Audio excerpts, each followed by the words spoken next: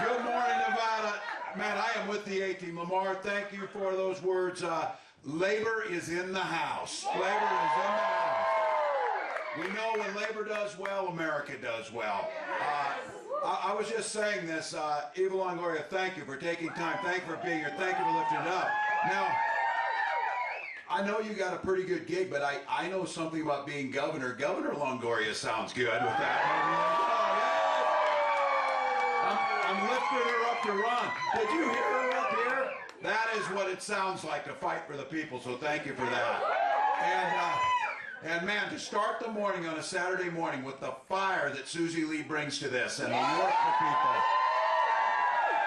Look, Nevada, you're going to send her back, but she was speaking truth to power there, that you send her back and we pick up a couple seats. We got Hakeem Jeffries and Democrats in charge so that President Harris's agenda can get passed and get to you to make a difference. So let's go. To all of you, thank you. Look, Saturday morning, you could be a lot of places, sleeping, do whatever you're going to do. You chose not to. You chose to come here because you love America, and you know that all the privileges that come to with this country, there is responsibility. And generations who came before us protected this democracy in times of peril. And I think we all know we're in one of those moments. We've seen what they have.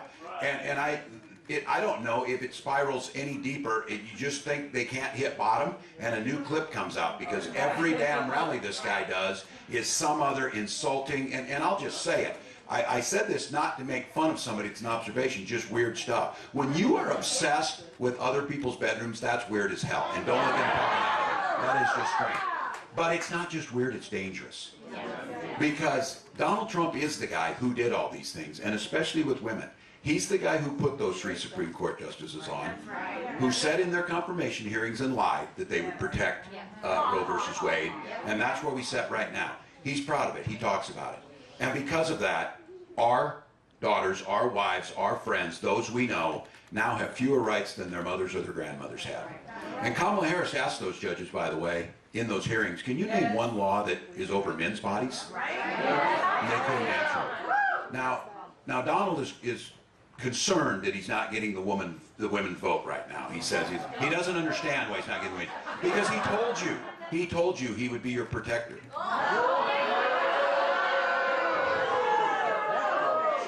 Spoken by a guy who nearly bit it trying to get in a garbage truck. And that's what I would say. Open the door, Donald, open the door. But look, it is more serious than that. He came on and he said he will be your protector whether you like it or not. Now, but here's the thing, he did it, and he followed through. Because of what he did, 20 states now have Trump abortion bans. And women are trying to get care for complications in their pregnancy and having miscarriages in the parking lot, whether they like it or not. Folks are being turned away from fertility clinics to start their families, whether they like it or not. Survivors of rape and incest are being asked to carry those to term, whether they like it or not. But I'll tell you what, because of all of you being here, on Tuesday, women and men across this country are going to vote for Kamala Harris, and Donald Trump will fade into history whether he likes it or not.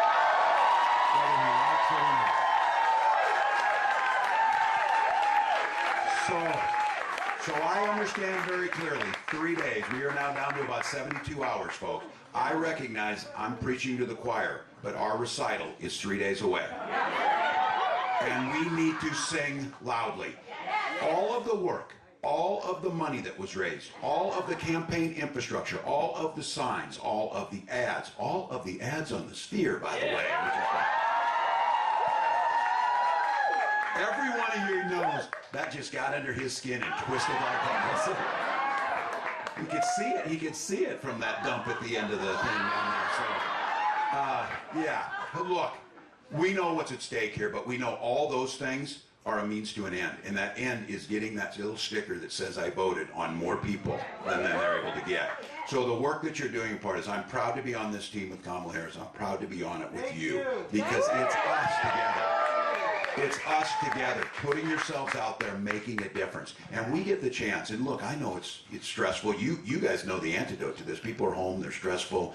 I heard a mayor say, quit wringing your hands and ring doorbells. It's better. That's exactly right. The antidote to this is to go out and talk to people. And just as you said, tell them what the difference is. And people are still thinking about this. They've seen what he's done. They've seen what he said about Liz Cheney. They've seen what he's done. But more important than that, they saw what a president looks like on the National Mall this week. They saw the true ideals of America, the dignity, the grace, the vision, the compassion, all the things.